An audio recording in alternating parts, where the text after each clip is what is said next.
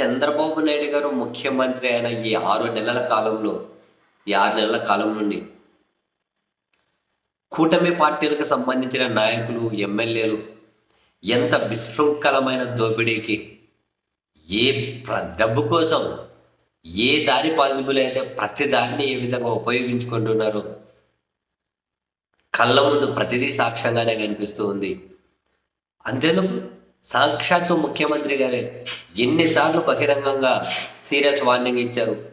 పార్టీకి చెడ్డ పేరు వస్తుంది, ప్రభుత్వానికి చెడ్డ పేరు వస్తుంది, ఈ పని చేయకండి చేయకండి అని చెప్పి ఈ పని చేయకండి అని చెప్పి చాలాసార్లు చెప్పారు. వాళ్ళ పత్రికలు, టీవీ ఛానల్లోనే ముఖ్యమంత్రి గారు వారిని బ్యానర్ హెడ్డింగ్గా పెట్టి రాసిన రోజులు ఉన్నాయి. చివరికి సీఎం గారి ప్రజలకు కాల్ ఫార్ చేశారు, మీరు తిరగబడండి, నేను మీకు అండగా ఉంటాను అని. ఆ స్థాయిలో ఎన్నిసార్లు చూసాం. తాజాగా కూడా మనం చూస్తున్నాం, తాడిపత్రి, జమ్మలమడుగు పార్టీ ఏమంటారు ఆ ప్రాంతాలకు చెందినటువంటి అధికార కూటమి పార్టీ నాయకుల డబ్బు కోసం దౌర్జన్యాలు ఏ విధంగా పతాక స్థాయికి వెళ్ళి ఆ ఫ్లై యాష్ మీద ముఖ్యమంత్రి కార్యాలయం పిలిపించి ముఖ్యమంత్రి పిలిపించి పంచాయతీ చేసే పరిస్థితుల్లో మనం చూసాం. ఎక్కడ చూసినా ఇదే పరిస్థితి. అండ్ తాజాగా మదనపల్లి ఎంఆర్ఓ తహసీల్దార్ కాజాబీ ఈమె నేరుగా ముఖ్యమంత్రికి, మంత్రి నారా లోకేష్కి, మరో మంత్రి అనగానే రెవెన్యూ మంత్రి అనగానే సత్యప్రసాద్కి, వీళ్ళకే మదనపల్లి ఎమ్మెల్యే మీద కంప్లైంట్ చేశారు అనే వార్త మరింత సంచలనంగా మారింది. ఒక ఎమ్మెల్యే మీద ఎంఆర్ఓ నేరుగా ముఖ్యమంత్రికి, సంబంధిత మంత్రికి అండ్ లోకేష్ గారికి కంప్లైంట్ చేశారనే వార్త. ఇంకా బరి తెగింపులకు ఇంతకు మించే సాక్ష్యాలు మనం ఏం మాట్లాడుకోవాలి.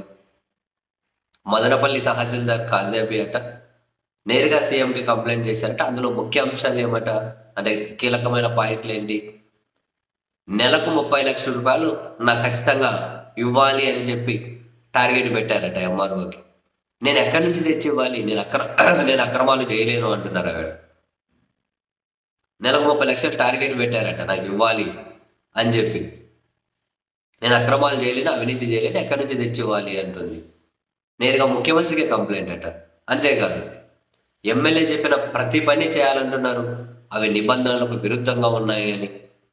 ఎంఆర్ఓ ఆఫీస్లో ప్రతి పని ఎమ్మెల్యే చెప్పినట్లు వినాలంటున్నారు, మా విధులను మమ్మల్ని చేసుకొని ఇవ్వట్లేదు అని చెప్పి కొన్ని దాంట్లో వివరాలు కూడా, కొన్ని సర్వే నంబర్లేమో రూల్ ప్రకారం ఉన్నాయి, అన్ని చట్టం ప్రకారం ఉన్నాయని చెప్పి మ్యూటేషన్ చేశాం. అసలు నాకు చెప్పకుండా, నాది లేకుండా మ్యూటేషన్ ఎట్లా చేశారు అని చెప్పి వేధిస్తున్నారు. ఒక చోట 2 ఎకరాల్లో ఫ్లాట్లు వేసి ఎమ్మెల్యే చెప్పిన మనుషులకు ఒక్కొరికి 2 సెంట్లు స్థలం ఇవ్వమని చెప్పి అంటున్నారు.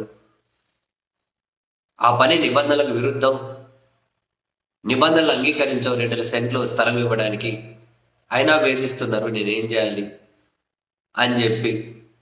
ఇటువంటి అంశాలన్నీ ఇక డిప్యూటీ తహసీల్దార్నేమో ఎమ్మెల్యే గ్రిప్లో పెట్టుకొని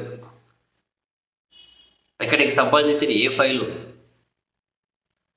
జాయింట్ కలెక్టర్ ఆఫీస్కి, కలెక్టర్ ఆఫీస్కి పంపించకుండా మా విధులను మమ్మల్ని నిర్వర్తించుకోలేకుండా చేస్తూ ఉన్నారు. మేమెలా మా డ్యూటీ మేము చేయాలి,